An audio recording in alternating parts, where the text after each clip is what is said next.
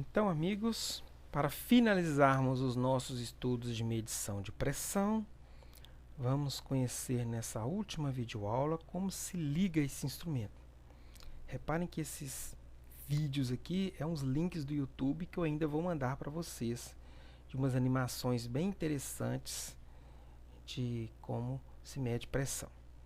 Então, a conexão no processo, quando eu falo conexão no processo, é o que eu quero medir, né? A pressão de um líquido ou a pressão de um gás, em um tanque, em uma tubulação. Ela é através de tomadas, a gente chama isso aqui de tomadas, tá? Identificadas com as letras H, reparem que tem um H timbrado aqui, que significa high, de alta, e L, temos um Lzinho aqui que é low. Alguns instrumentos têm o mais e o menos, tá? Mas a maioria deles é o H e o L.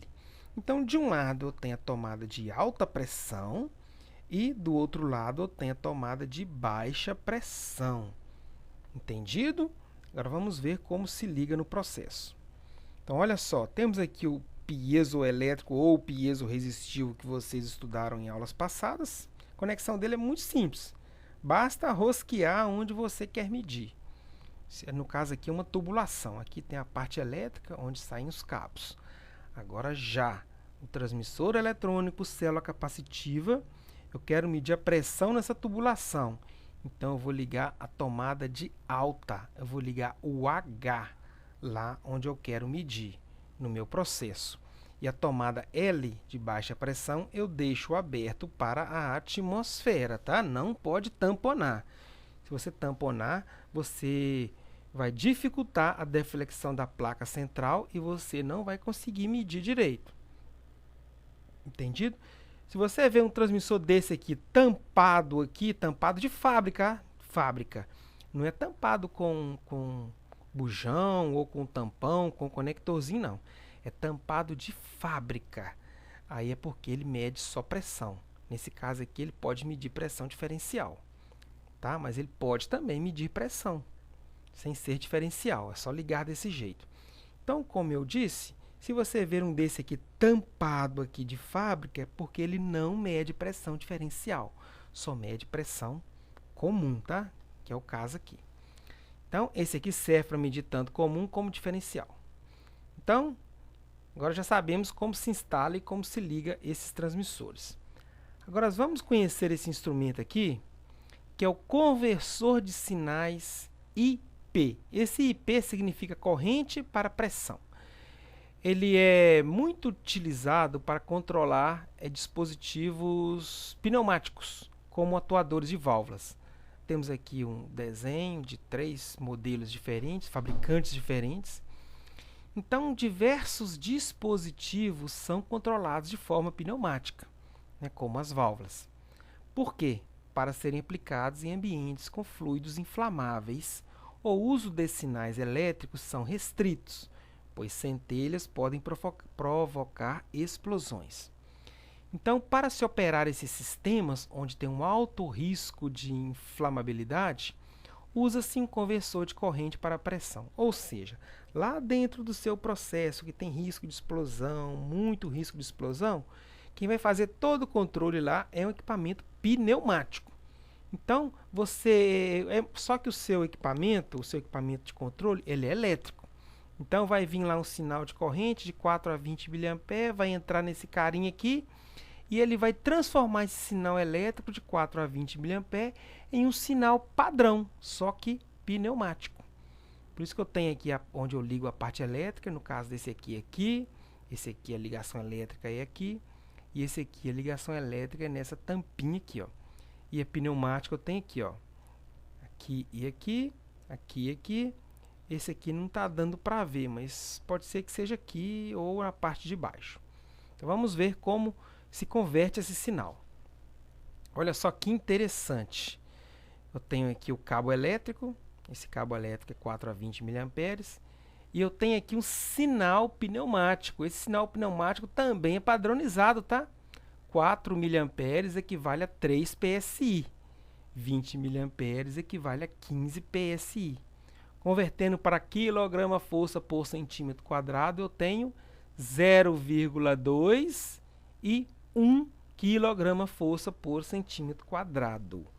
Só que esse instrumento aqui, esse conversor de sinais, ele precisa de uma alimentação pneumática. Porque isso aqui não é um compressor. Você simplesmente aplica um sinal elétrico e uma pressão surge do nada. Não. Então ele precisa ter uma alimentação pneumática, que é uma fonte de pressão. Normalmente essa fonte de pressão ela é de 1,4 kg/força por centímetro quadrado, que equivale a 20 psi. Tá? Normalmente, porque a pressão máxima é 15 psi, então você alimenta com 20 psi. Para você garantir essa estabilidade, tem que ter uma reguladora de pressão antes, tá? Regulada em 20 psi. Vocês vão conhecer reguladora de pressão quando nós estivermos estudando comandos eletropneumáticos, tá?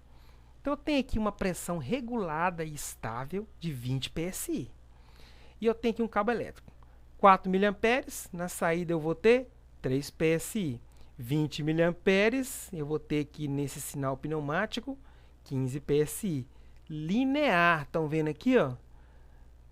12 mA, 9 psi. 20 mA, 15 psi. Tem que conhecer um conversor de sinais I para P. Na nomenclatura é conhecido como PY, se a malha for de pressão, um FY, quando a malha for de vazão, tá? Na simbologia. Então, olha aqui a aplicação prática. Eu tenho aqui um tanque, eu tenho aqui uma válvula, eu tenho aqui um diafragma pneumático. Não se preocupem, o que é diafragma? Vocês vão estudar isso mais para frente. Mas a aplicação que temos de conversores é isso aqui, ó. Eu trabalhei muito com esse transmissor lá na Cenibra. A Cenibra tinha uma linha lá, não sei se ainda tem, ela toda era controlada por válvulas pneumáticas. Mas o SDCD emitia um sinal de 4 a 20 mA. Então, toda válvula de controle tinha um conversor de sinal do lado dele, montado numa caixinha. Eu tenho aqui o meu conversor, o suprimento de ar, que é de 20 psi, o controlador emitindo 4 a 20 mA. Eu tenho aqui a minha válvula. Quando eu emito 4 mA, ele manda 3 psi para a válvula está fechada. Quando eu emito 20 mA, ela vai receber 15 psi e essa válvula vai abrir toda. Quando eu emito 12 mA, vai ser emitido 9 psi e essa válvula vai ficar com 50% de abertura. Entendido? Conversores de sinais I para P. Eu já trabalhei muito com isso. Hoje na Perão, onde eu trabalho atualmente, usa-se muito pouco, tá? Outra coisa, esse carinha, ele é o antecessor dos posicionadores. Antes de termos posicionadores de válvulas, era isso aqui que fazia o serviço do posicionador, tá? Só que ele era uma malha aberta. O posicionador é uma malha fechada, porque ele tem uma haste de realimentação. Tudo jóia, então? Então, agora vocês já sabem tudo de medição de pressão. O que vocês acharam mais difícil? As unidades ou os instrumentos, hein? Na verdade, tudo é muito fácil. Agora, não esqueçam desse carinha aqui, ó. Quando nós estudarmos medição de vazão, nós vamos utilizar muito esse instrumento.